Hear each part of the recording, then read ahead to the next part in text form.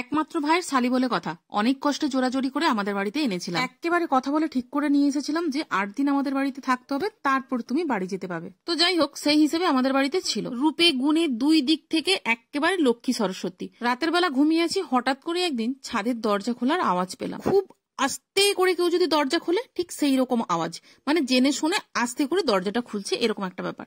তো সেই কারণে কি হয়েছে, প্রথম দিন অতটা গুরুত্ব দিইনি। পরের দিন দেখলাম সেম একই টাইমে একই আওয়াজ। আমিও দরজা খুলে বাইরে বেরিয়ে গিয়ে দেখি ও আস্তে আস্তে করে ছাদের দরজাটা খুলে ছাদে যাচ্ছে। আমি ওর পেছন পেছন যেতেই গিয়ে ওকে ধরতে, আর কি রে এত রাতে তুই কেন ছাদে আসছিস?